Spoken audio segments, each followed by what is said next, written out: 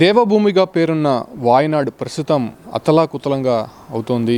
దాదాపు ఇప్పటివరకు 300కు పైగా మృతదేహాలు చెల్లాచెదరుగా పడిపోయాయి. అసలు దేశంలోనే ఎక్కడ జరిగినటువంటి విపత్కర పరిస్థితులు కేరళలో చోటు చేసుకున్నాయి. గడిచినటువంటి 10 రోజులుగా అక్కడ ఉన్నటువంటి ప్రజలు తమ వారు ఏమయ్యారో కూడా తెలియనటువంటి పరిస్థితుల్లో భయానకరమైనటువంటి పరిస్థితులు అక్కడ కనిపిస్తూ ఉన్నాయి. కనీసం తినడానికి అన్నము, తాగడానికి నీరు కూడా లేనటువంటి పరిస్థితుల్లో అక్కడ ఉన్నటువంటి ప్రజలు తల్లడిల్లుతున్నటువంటి నేపథ్యంలోనే వాళ్ళ బాధ చూసినటువంటి తిరుపతిలోని ఒక జన సైనికుడు వాళ్ళకి ఎలాగైనా సరే ఆకలి తీర్చాలి, తమకి తోచినటువంటి సహాయం అందించాలనేటువంటి ఒక సంకల్పంతో తిరుపతికి చెందినటువంటి మధుబాబు జనసేన కార్యకర్తగా ఉన్నారు. ఇతను ఇప్పటికే డొక్కా సీతమ్మ పేరుతో తిరుపతిలో అనేక సార్లు కూడా అన్నదాన కార్యక్రమాలు చేశారు. మన ఇటీవల సుమన్ టీవీలో కూడా చూపించాము ఈయన గురించి. అయితే ప్రస్తుతం ఈయన తిరుపతి నుంచి తన టీంతో కేరళకి బయలుదేరుతున్నాడు. వాయనాడికి ప్రజలకి అండగా నిలవడానికి, వాళ్ళ ఆకలి తీర్చడానికి ప్రత్యేకమైనటువంటి టీంను ఏర్పాటు చేసుకొని తన వాహనంలో ఈ యొక్క సరుకులంతా కూడా తీసుకొని వెళ్ళి అక్కడ ఆహారాన్ని తయారు చేసి వాళ్ళకి పెట్టే ప్రయత్నం అయితే చేయబోతున్నాడు. ప్రస్తుతం ఇవాళ బయలుదేరబోయేటువంటి మధుబాబుకు సంబంధించినటువంటి టీం అంతా ఇక్కడ ఉన్నారు. దాంతోపాటు కూడా మనం సరుకులు చూడొచ్చు.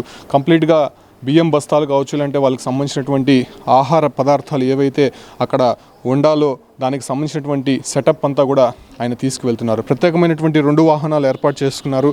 వాయనాడికి వెళ్ళడానికి దాదాపు ఇవాళ రాత్రికి అక్కడికి చేరుకుంటారు. రేపు ఉదయం నుంచి కూడా అక్కడ ఉన్నటువంటి ప్రజలకు కావచ్చు, అంటే అక్కడ పనిచేస్తున్నటువంటి సిబ్బంది, కనీసం కేంద్ర బలగాలు కూడా అక్కడికి తినడానికి పరిస్థితుల్లో లేనటువంటి పరిస్థితుల్లో చాలామంది ఆకలితో అలమటిస్తున్నటువంటి నేపథ్యంలోనే ఆకలి తెలిసినటువంటి వ్యక్తిగా అతను నేరుగా అక్కడికి వెళ్ళి ఎలాగైనా సరే వాళ్ళకి సహాయం చేయాలనేటువంటి ఒక సంకల్పించారు. ప్రస్తుతం మనతో పాటు మధుబాబు ఉన్నారు. సార్, ఎందుకు అంత విపత్కర పరిస్థితులు, అసలు ఎవరు కూడా వెళ్ళలేనటువంటి పరిస్థితి ఉంది, ఇంత సరుకులు తీసుకొని మీ టీంతో అక్కడికి వెళ్తున్నారు, ఏ ధైర్యంతో వెళ్తున్నారు? నమస్తే అండి, నా పేరు మధుబాబు.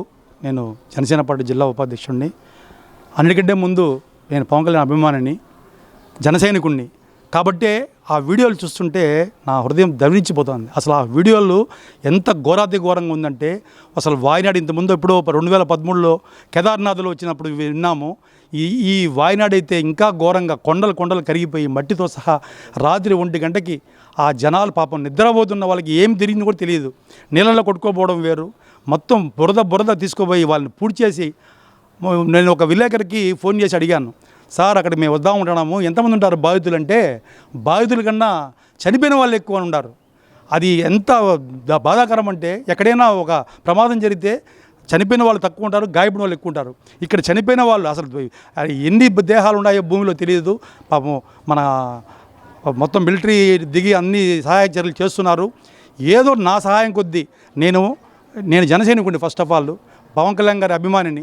ఆయన కష్టకాలంలో చాలామందికి సహాయపడ్డాడు. ఆ విధంగా నేను ముందు మా టీంతో ముందు నేను వెళ్ళి వాళ్ళకి అంత అన్నం పెట్టాలనే ఉద్దేశంతో ఏదో నా చేతనైనా సహాయం చేద్దామని నేను అక్కడ నాకు ఎవరు తెలియదు.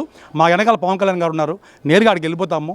అక్కడ వెళ్ళి ఎంతమందికి అంతమందికి ఈ 2 రోజులు వాళ్ళకి అంత అన్నం పెట్టి వాళ్ళకి ఏ సహాయం కావాలో చేద్దామని బయలుదేరాను సార్. ఎంతమంది టీంతో వెళ్తున్నారు? ఎన్ని రోజుల పాటు వాళ్ళ ఆహారం అందించే ప్రయత్నం చేయబోతున్నారు? సార్ మేము 10 మంది వెళ్తున్నాము. 2 రోజులు అనుకుంటున్నాము. 2 రోజులు కాకపోతే అక్కడ పరిస్థితి బట్టి అక్కడ ఎలా ఉంచుకోవాలని తెలియదు నాకు. ఆడ వెళ్ళి 2 రోజులు ఆడ వెళ్ళాక మాకు పరిస్థితి తెలుస్తుంది. మా టీం అంతా కాబట్టి ఎక్స్ట్రా కూడా మా జనసైనికులు అందరూ కూడా ఇదే నా పిలుపునిస్తున్నాను.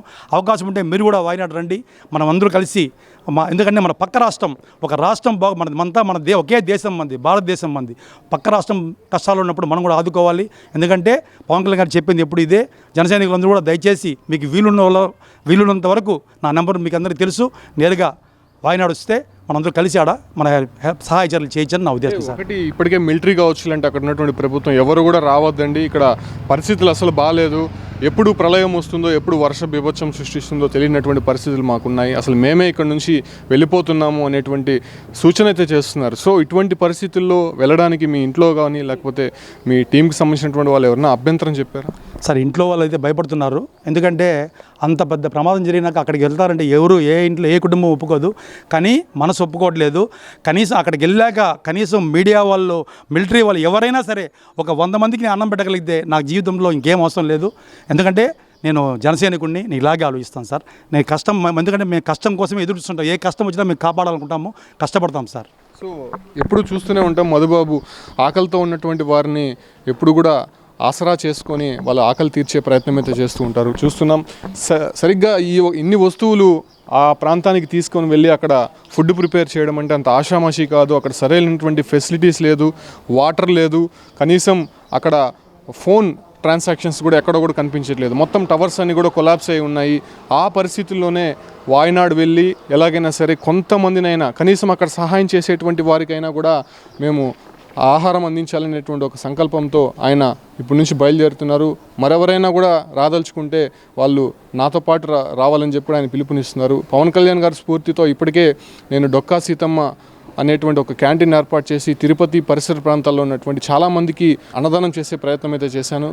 కానీ ప్రస్తుతం కేరళలో ఏర్పడినటువంటి సంక్షోభానికి సంబంధించి సంబంధించినటువంటి నిలకడ లేనటువంటి పరిస్థితుల్లో ఖచ్చితంగా అక్కడికి వెళ్ళి వాళ్ళ ఆకలి తీర్చే ప్రయత్నం నా శ్రాయశక్తులుగా చేయదలుచుకున్నటువంటి విషయాన్ని అందరికీ చెప్తూనే ఆయన ఈరోజు ఇక్కడ నుంచి వాళ్ళ టీంతో వాయనాడుకి బయలుదేరుతున్నటువంటి పరిస్థితి కనిపిస్తోంది.